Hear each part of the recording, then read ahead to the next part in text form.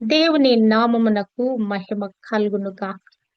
Heavenly light ministries global prayer tower ఆధ్వర్యంలో జరుగుతున్న ఉదయకాలపు స్తుతి ఆరాధన కూడికొచ్చిన మిమ్మల్ని అందరినీ ప్రేమపూర్వకంగా ఆహ్వానిస్తున్నాను. యోహాను సువార్త 10వ అధ్యాయంలో నుంచి ధ్యానిస్తున్నాము. నిన్నటి దినము మరి జీతగాడుగున్నవాడు ప్రవర్తన ఎలా ఉంటది, మరి ఆ జీతగాళ్లుగా నియమించబడిన మనమందరం కూడా, సేవకులమందరం కూడా మరి ఎటువంటి స్పృహ కలిగి జీవించాలనే విషయాలు నేర్చుకున్నాము. అంతేకాదు, వేరే దొడ్డివి కాని గొర్రెలు ప్రభువుకున్నవి, వాటిని కూడా తోడుకొని వచ్చే బాధ్యత మన మీద పెట్టబడి ఉన్నట్లుగా నిన్నటి దినము మనము నేర్చుకున్నాము. యోహాను సువార్త 10వ అధ్యాయము 17వ వచనము నుంచి, నేను దాని మరలా తీసుకున్నట్లు నా ప్రాణము పెట్టుచున్నాను, ఇందువలననే నా తండ్రి నన్ను ప్రేమించుచున్నాడు. ఎవడునూ నా ప్రాణము తీసుకొనడు, నా అంతట నేనే దాన్ని పెట్టుచున్నాను. దాన్ని పెట్టుటకు నాకు అధికారం కలదు, దాన్ని తిరిగి తీసుకొనుటకును నాకు అధికారము కలదు. నా తండ్రి వలన ఈ ఆజ్ఞ పొందితిని అనెను. ఇక్కడ ప్రభు ఒక గొప్ప సత్యాన్ని అక్కడ ఉన్న ప్రజలకు, యూదులకు బోధిస్తా ఉన్నాడు. నేను మరలా తీసుకున్నట్లుగా నా ప్రాణము పెట్టుచున్నాను. హల్లెలూయా. అసలు ఈ లోకంలో మానవుడు ఇంతవరకు కూడా జయించలేని ఒకే ఒక్క విషయం ఏంటంటే, మానవుడిని చనిపోకుండా ఎవడు ఆపలేకపోతున్నాడు. ఒకవేళ చనిపోయాడా, చనిపోయేవాడిని బ్రతికించలేకపోతున్నాడు. అన్ని ఒక కొత్త నూతన సృష్టి చేస్తున్నారు. ఆఖరికి పిల్లలు పుట్టించే దాన్ని కూడా వాళ్ళు కనుక్కున్నారు, క్లోనింగ్ అనే ద్వారా. ఇంకా రకరకాలైనటువంటి టెక్నాలజీలు, రకరకాల ఇన్వెన్షన్స్, రకరకాలైనటువంటి నూతనమైన వాటిని భూమి మీద ఆవిష్కరింప చేస్తున్నారు. చాలా కార్యాలు చేస్తున్నారు. కానీ మానవుణ్ణి చనిపోకుండా, వాడి ప్రాణం పోకుండా ఎవడు ఆపలేకపోతున్నాడు కదా. గొప్ప గొప్ప వ్యక్తులు, అసలు లోకంలో రతన్ టాటా ఆయన ఈ మధ్య చనిపోయాడు కదా. మరి ఆయన అసలు ఎన్ని గొప్ప కార్యాలు చేసిన గొప్ప వ్యక్తిగా ఉన్నాడు మన దేశంలో కదా. అటువంటి వ్యక్తి కూడా చనిపోకుండా మరి ఆపలేకపోయారు ఎవరు కూడా. ఇంకా ఇట్లా ప్రపంచంలో ప్రఖ్యాతి నొందిన అనేక మంది మరి చనిపోకుండా ఎవరు ఆపలేకపోతున్నారు. ఒకవేళ చనిపోయారు అనుకున్న వారిని కూడా బ్రతికించలేకపోతున్నారు. కానీ యేసు నామములో మరి అనేక మంది బ్రతికించబడుతున్నారు. మరి చనిపోతున్నారన్న స్టేటస్ కలిగిన వారు, చనిపోయిన తర్వాత కూడా లేపబడిన దాఖలాలు క్రైస్తవ మరి పరిచర్యలో ఉన్నాయి. క్రీస్తుని వెంబడించేవారు, క్రీస్తు నామను ఉచ్చాటన చేసేవారు, క్రీస్తు నామములో ప్రకటించే వారికి ఆ కృప కలిగింది. క్రీస్తు అభిషేకం పొందుకున్నవారు, ఆ స్వస్థత వరాలు పొందుకున్నవారు, అద్భుతాలు చేయి శక్తి కలిగిన ఆ వరం పొందుకున్న వారి ద్వారా ఈ కార్యాలు జరుగుతున్నాయి. ఇక్కడ ప్రభు అంటున్నాడు, అది ఎవరినైనా, ఎవరి గురించి అయినా యేసు నామమును ప్రకటిస్తే ఆ స్వస్థతలు, అద్భుతాలు, మరణా నుంచి లేపబడతా జరుగుతున్నాయి. కానీ ఇక్కడ ప్రభు అంటున్నాడు, మరి నేనే నా ప్రాణం పెట్టుచున్నాను, దానిని నేను మరలా తీసుకొనగలను. హల్లెలూయా. ఇది ఎవరికి సాధ్యమండి? కేవలము నిజమైన దేవునికి మాత్రమే సాధ్యం. మన దేశంలో ముక్కోటి దేవతలుగా పరిగణించబడే వారిలో కూడా ఇంతవరకు ఆ దేవత, ఏ ఒక్క దేవత కూడా చనిపోయి తిరిగి లేచినట్లుగా మరి దాఖలాలు లేవు. గాని వాళ్ళు ఏం చేశారంటే, కట్టుకథలు చెప్తూ అది మరొక రూపము, మరొక జన్మ దాలుస్తుంది అని చెప్పేసి ఆ యొక్క అవతారాల గురించి వాళ్ళు రకరకాల బోధలు చేస్తా ఉన్నారు. చనిపోయినటువంటి ఆ దేవత మరి తిరిగి లేచినట్లుగా మరి వారి యొక్క గ్రంథాల్లో రాయబడలేదు. గాని మరొక రూపుదిద్దుకొని మరలా పునర్జన్మ, మరలా ఇంకొకటి ఏదో పొందుకొని తిరిగి లేస్తూ మరి పుట్టినట్లుగా మరి చెప్తా ఉన్నారు. కానీ చనిపోయి, తనంతట తానే చనిపోయి తిరిగి లేచిన వాడు ఈ భూమి మీద పుట్టిన నరుడుగా, ఏకైక వ్యక్తిగా యేసు క్రీస్తు ప్రభు ఉన్నాడండి. ఎవడు నా ప్రాణము తీసుకొనడు. నా అంతట నేనే పెట్టుచున్నాను. అబ్బా! ఎవరు నన్ను బలవంతం చేయట్లా. నేను ఒక పని చేయటానికి లోకానికొచ్చాను. ఈ పని చేయటానికి నన్నెవరు బలవంతం చేయలా. ఈ లోక మానవాళి కోసము మరి వధించబడిన గొర్రెపిల్లగా నేనొచ్చాను. ఈ పని చేయటానికి నన్నెవ్వరు బలవంతం చేయలా. నా అంతట నేనే దానిని పెట్టుచున్నాను. దానిని పెట్టుటకు నాకు అధికారము కలదు. దాన్ని తిరిగి తీసుకొనుటకును నాకు అధికారము కలదు. నా తండ్రి వలన ఈ ఆజ్ఞ పొందాను. ఇందువలననే నా తండ్రి నన్ను ప్రేమించుచున్నాడు. సాధారణంగా కుటుంబాలలో పిల్లలను తల్లిదండ్రులు ఎప్పుడు ఎక్కువ ఎందుకు ప్రేమిస్తారంటే, మాట వినే పిల్లలని తల్లిదండ్రులు ఎక్కువ ప్రేమిస్తారు. పిల్లలు ఎవరైనా అవిధేయులుగా మాటలు విననొల్లని వారుగా, తిరుగుబాటు చేసేవారుగా, మరి చక్కగా జీవితాన్ని తల్లిదండ్రులు చెప్పినట్లుగా మరి లోబడకుండా, విధేయత చూపకుండా ఉన్న వారి మీద కంటే గూడా మరి ఎక్కువగా లోబడే బిడ్డలు, మాట వినే బిడ్డల మీద ఎక్కువ ప్రేముంటది. ఇక్కడ చూచినట్లయితే తండ్రి నన్ను ప్రేమిస్తున్నాడు. తండ్రి వలన ఈ ఆజ్ఞ పొందుకున్నాను. తండ్రి ఎందుకు నన్ను తండ్రి ప్రేమిస్తున్నాడు?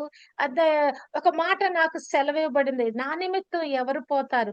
ఈ ప్రజల నిమిత్తం ఎవరు వెళ్లి కార్యం చేస్తారన్నప్పుడు, ఇదిగో నేనున్నాను, నన్ను పంపుము తండ్రి అని నేను బయలుదేరి వచ్చాను. కనుక బయలుదేరి వచ్చి నా తండ్రి చెప్పిన మాటల ప్రకారంగా, నా తండ్రి ఏది ఆజ్ఞ ఇచ్చాడో బయలుదేరి ఎవరు వెళతారని చెప్పిన మాటకు నేను విధేయుడినై వచ్చి, ఆయన కొరకే నేను జీవిస్తున్నాను. ఆయన మాటలే నేను బోధిస్తున్నాను. ఆయన చెప్పిన విషయాలే నేను బయలుపరుస్తున్నాను. ఆయన కనుపరిచిన విషయాలే నేను కూడా ఇక్కడ భూమి మీద చేస్తున్నాను. కనుక తండ్రి నన్ను ప్రేమించుచున్నాడు. తండ్రి వలన ఈ ఆజ్ఞ పొందుకున్నాను. అంతేకాదు ఈ ప్రాణాన్ని పెట్టటానికి నాకు అధికారము కలదు. తిరిగి తీసుకొనుటకును అధికారము కలదు. హల్లెలూయా! ఇది గ్రేటెస్ట్ మాట అండి. ఓకే. తండ్రి వలన ఆజ్ఞ పొందాను. నేనొచ్చాను ఈ భూమి మీద. మరి నేను ప్రాణం పెడుతున్నాను. కానీ ఈ పెట్టటానికి, తీసుకొనటానికి కూడా నాకు నేను అధికారము కలిగి ఉన్నాను. హల్లెలూయా! కదా! మన ప్రాణాలు తీసుకోటానికి మనకి ఈ భూమి మీద అధికారం లేదు. తిరిగి పొందుకోటానికి మనకు అధికారం లేదు. కేవలము దేవుని ఉచిత కృపను బట్టి ఒక దినాన మరణించిన మనము తిరిగి నూతన మరి ఆ యొక్క ఆకాశంలో మనం జీవించటానికి నూతన శరీరము, ఆత్మ శరీరము దాల్చి ఆ యొక్క నిత్య మహిమలోకి మనం వెళ్ళనయున్నాము.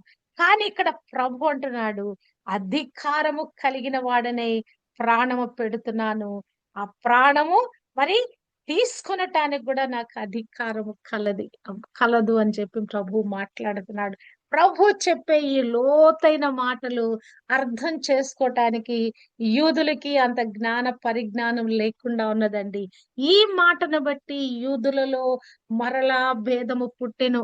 మరి ప్రభు చెప్పే ఈ మాటలు, ఈ లోతైన మర్మాలు, మరి లోతుల్లోకి వెళ్లి ఆలోచింపచేసే విషయాలు, పరలోకానికి సంబంధించిన విషయాలన్నీ ప్రభు చెప్తా ఉంటే వారికి ఏమాత్రం కూడా అర్థం కావటం లేదు.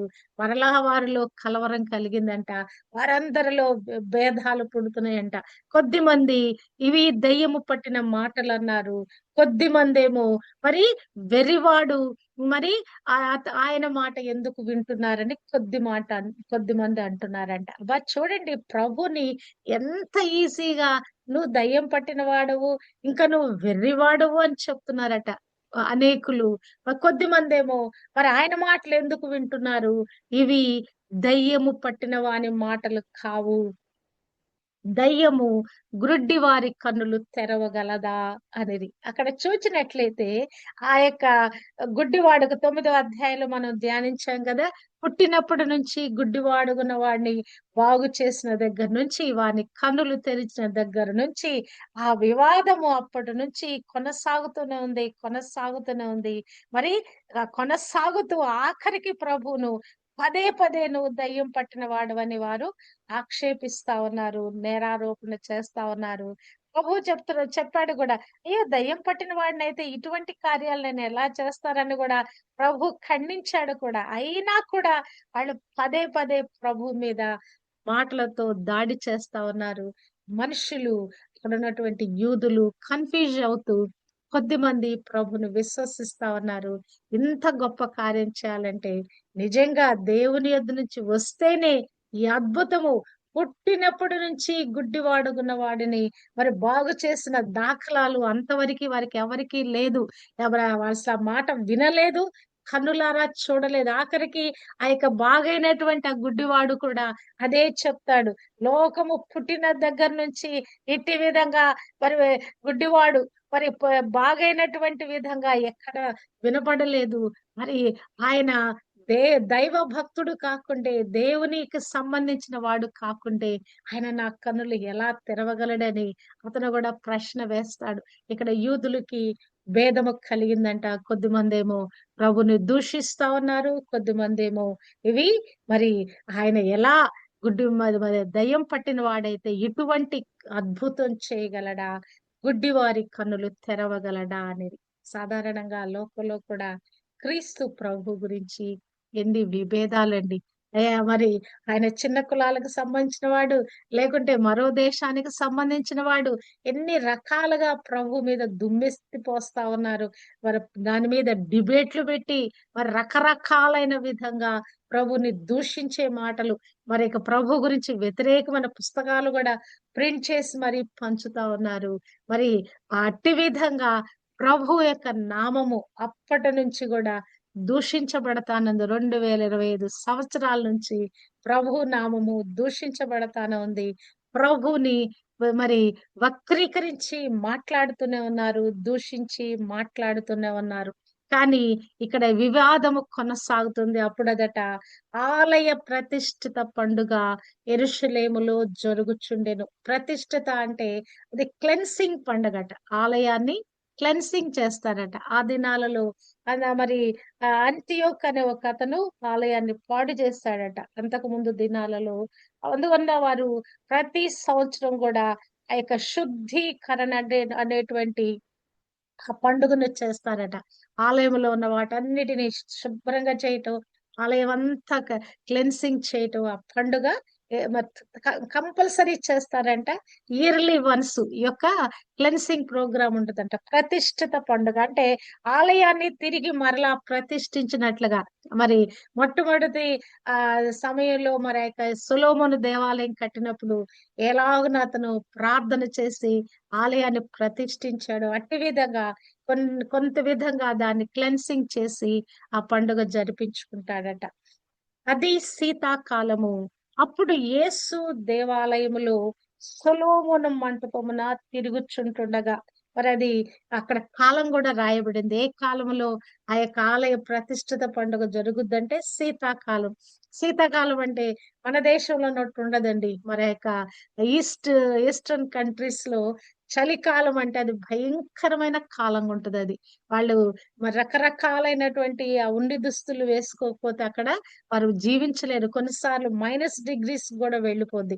అక్కడ చలికాలం అంటే తట్టుకోలేరు. ఇక్కడ మనకి ఎండాకాలంలో పిల్లలకి సెలవులు ఇస్తారు గదా! సమ్మర్ హాలిడేస్ అని. ఇక్కడ వాళ్ళకి వింటర్ హాలిడేస్ ఉంటాయి. మరి ఆ వింటర్ హాలిడేస్ లో బయట తిరగటం కష్టం. కానీ ప్రభు అక్కడ దేవాలయములో మన్ సొలొమోను మంటపమున తిరుగుతున్నాడంట. మరి ఆయన మరి ఆ యొక్క సమయంలో వీరు మాట్లాడే మాటలకి ఏ విధంగా వీళ్ళకి సమాధానం చెప్పాలనే ఆలోచనలో అక్కడ సంచరిస్తున్నాడా? లేకుంటే దేని నిమిత్తం ఆయన ఆ సొలొమోను మంటపంలో తిరుగుచున్నాడో తెలీదు కానీ, ఆయన అట్టి విధంగా అటు ఇటు నడుస్తున్నాడనమాట. కొన్నిసార్లు ఏదైనా మన ఆలోచన కలిగున్నప్పుడు, ఏదైనా ఒక విషయం గురించి దీర్ఘంగా ఆలోచించినప్పుడు, కొన్నిసార్లు మనం కూడా అట్టి విధంగా పచార్లు కొడతాం. ఏం చేయాలి ఈ విషయంలో? ఎలా దీని గురించి మనం సమాధానం చెప్పాలి? ఏం మాట్లాడాలి? దీని విషయంలో ఏంటి? ఎలా మనం దీన్ని ఎదుర్కోవాలి? కొన్ని కొన్ని ఇటువంటి మీమాంసలు కలిగినప్పుడు మనం పచార్లు చేస్తాం. కొంచెం దీర్ఘాలోచనలో పెడతాం కదా! ప్రభు కూడా అట్టి విధంగా ఆలోచిస్తూ మరి ఆ మంటపంలో తిరుగుతూ ఉన్నాడేమో. ప్రభు ఏ నిమిషం కూడా వ్యర్థం చేసినట్లుగా మనం గమనించము. ఈ యొక్క సువార్తలన్నిటిలో ప్రభు జీవించిన దినాలలో ఆయన చేసిన పరిచర్య సమయంలో ప్రతి నిమిషము ఆయన మరి దేవుని పనే చేసినట్లుగా, దేవుని కార్యాల కొరకే ఆయన పూనుకొని జరిగించినట్లుగా మనం చూచాము గాని, కొద్దిసేపు రెస్ట్ గా, లేకుంటే ఆయన కొద్దిసేపు అట్లా మరి ఆ మంటపంలో తిరిగినట్లుగా సమయాన్ని కొద్దిసేపు వెచ్చించినట్లుగా మిగతా చోట రాయబడలేదు. ఇందులో కూడా ఏదో ఒక మర్మము దాగి ఉన్నట్లుగా యోహాను భక్తుడు రాస్తున్నాడు. యూదులు ఆయన చుట్టూ పోగై, ఎంత కాలము మమ్మను సందేహపెట్టుదువు? నీవు క్రీస్తువైతే మాతో స్పష్టముగా చెప్పుమనిరి. అబ్బా చూడండి, ప్రభు ఎన్నిసార్లు చెప్పాడో, నేను పైనుంచి దిగి వచ్చిన వాడనని. దాదాపు ఒక 10, 15 సందర్భాలలో ఆయన చెప్తూనే వస్తున్నాడు. మమ్మల్ని ఎందుకు పెడతావని మరలా ఆయన చుట్టూ పోగేయారంట. ఆ సొలొమోను మంటపంలో ఆయన అక్కడ మరి తిరుగుతుంటుండగా ఆయన చుట్టూ మళ్ళా ఒక గొప్ప సమూహంగా పోగైపోయి, మమ్మల్ని ఎందుకు పెడతావు? నువ్వు నిజంగా మరి దేవుని కుమారుడువా? నువ్వు క్రీస్తువా? నువ్వు మెస్సయ్యవా? మాతో స్పష్టముగా చెప్పుమని మరలా ప్రభుని వేధిస్తా ఉన్నారు. అందుకు యేసు, మీతో చెప్పితిని గాని మీరు నమ్మరు.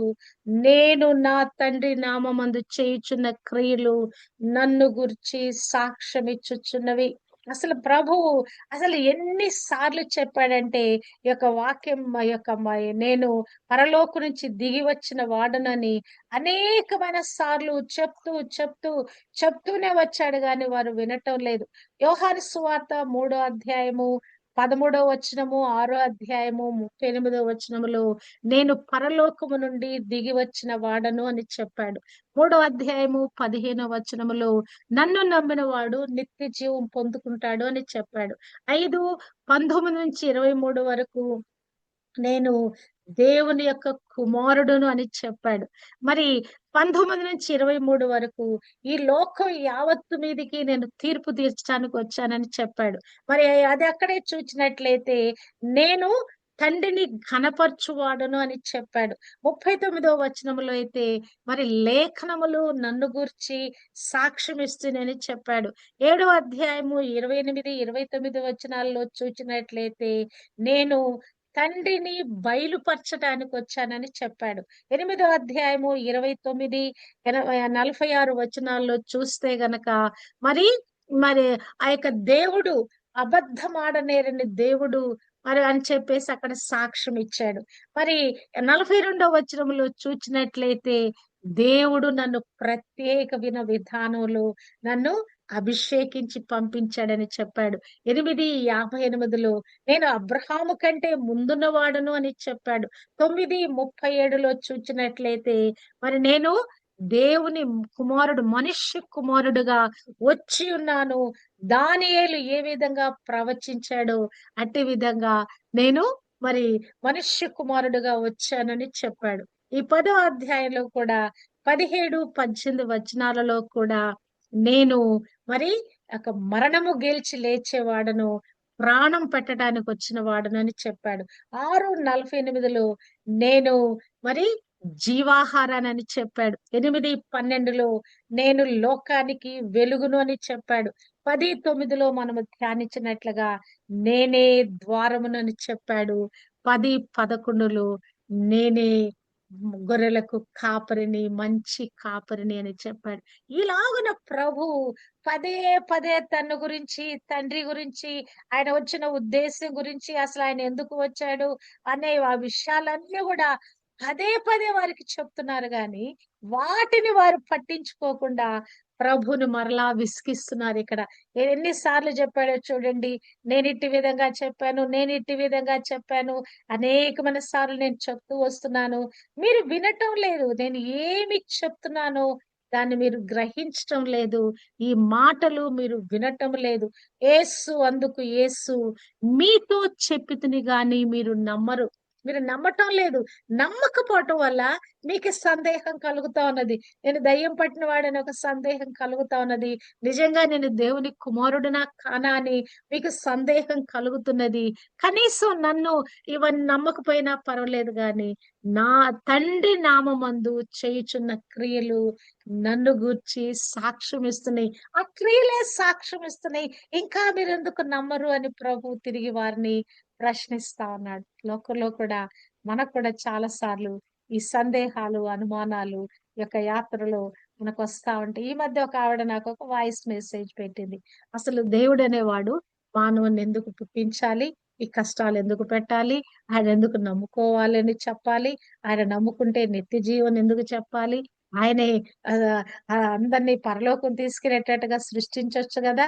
మరి ఎందుకు అసలు ఈ లోకంలో ఈ భూమి మీద బట్టి ఇటు విధంగా కష్టపడాలని ఒక వాయిస్ మెసేజ్ నాకు పెట్టింది. అమ్మా, ప్రభు నేను ఎవరిని కరుణించుదునో వారిని కరుణిస్తానన్నాడు.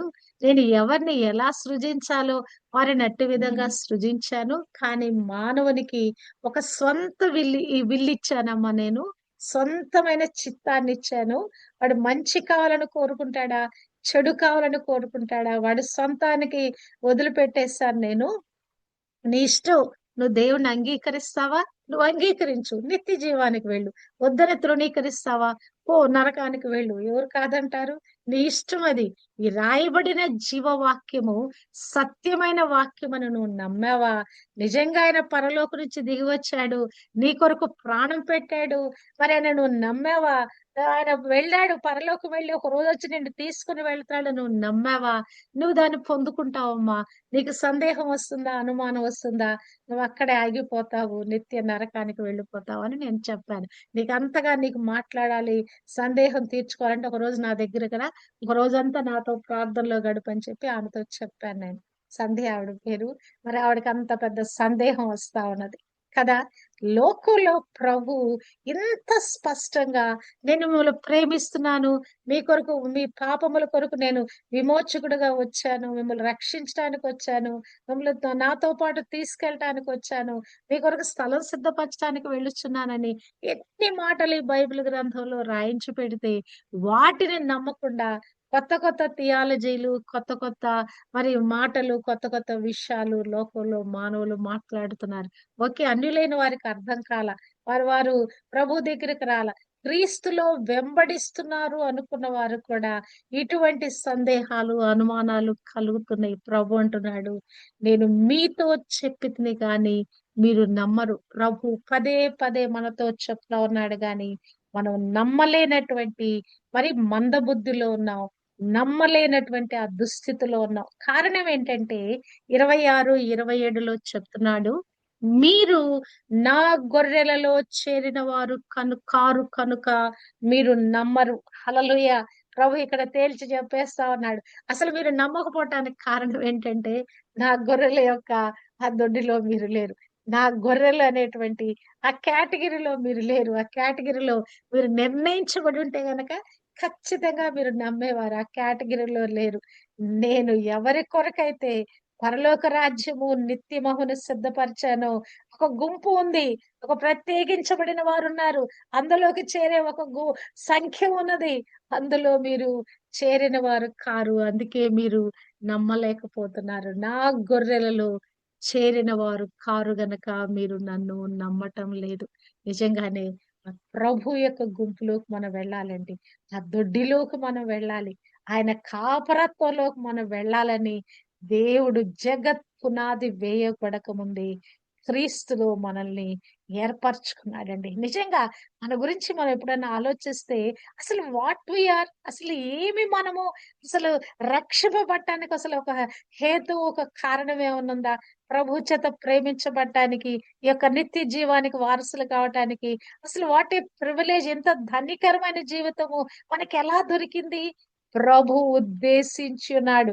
నీ ఎడల నా ఎడల ఉద్దేశము కలిగిన వాడై జగత్ పునాది వేయబడక ముందే మనందరిని కూడా ఆయన గుంపులోకి, ఆయన బిడ్డలుగా కదా, ఆయన సొత్తైన ప్రజలుగా చేసుకోవటానికి మనల్ని ప్రత్యేకపరుచుకున్నాడు. హల్లెలూయా. మీరు నా గొర్రెల్లో చేరిన వారు కారు కనుక నన్ను నమ్మరు. ఇప్పుడు మనం ఎవరమై ఉన్నామండి? ఆయన గొర్రెలలో చేరిన వారమై ఉన్నాము. ఎలాగున? ఆయన నమ్ముట ద్వారా, ఆయన చెప్పిన మాటలు, ఈ జీవ గ్రంథంలో రాయబడిన మాటలు, ఈ పరిశుద్ధ గ్రంథంలో మనకు బోధించిన ఈ అద్భుతమైన విషయాలు మనం నమ్ముట ద్వారా, ఆయనను నమ్ముట ద్వారా, ఆయన కార్యాలు రాయించిన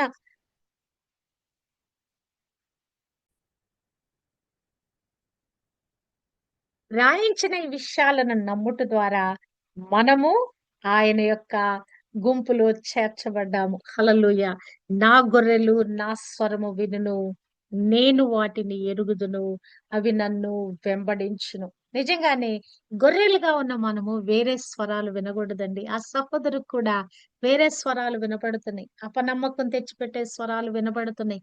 అపవాది యొక్క స్వరాలు వినపడతా ఉన్నాయి. ఆ సాతాను యొక్క ఆ వలలో చిక్కించుకోవటానికి వాడు మరి వినిపిస్తున్న స్వరాలు ఆమెకు వినపడతా ఉన్నాయి కదా!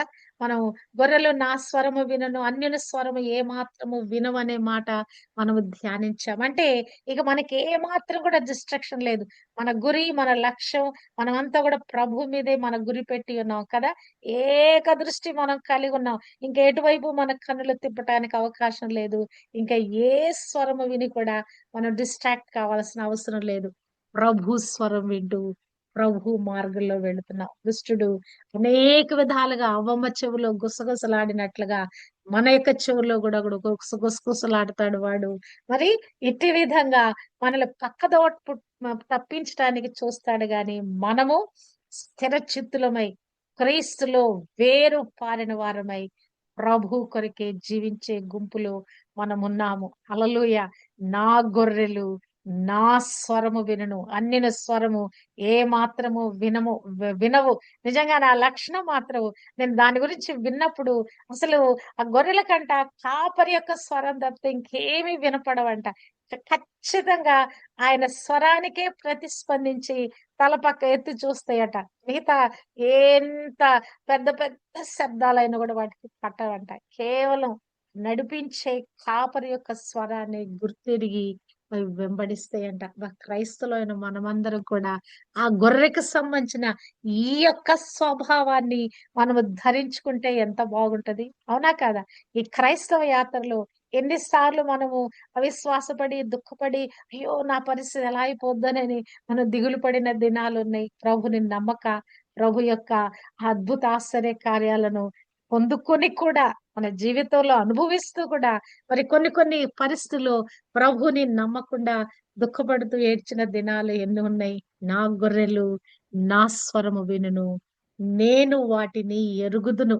ప్రభు మన ఎరిగి ఉన్నాడండి కదా! తల్లి గర్భంలో మనము పిండముగా రూపించబడక ముందే ప్రభు మనల్ని ఎరిగి ఉన్నాడు కనుక మనలను ఆయన సొత్తుగా చేసుకొని ఆయన ప్రజగా చేసుకొని అవి నన్ను వెంబడించును. ఆయనను వెంబడించే ప్రజలుగా వారు నిర్ణయించుకొని మరి ఆయన వెనక మనల్ని తోడుకొని వెళ్తా ఉన్నాడు. హల్లెలూయా. నేను వాటిని ఎరుగుదును. In and out.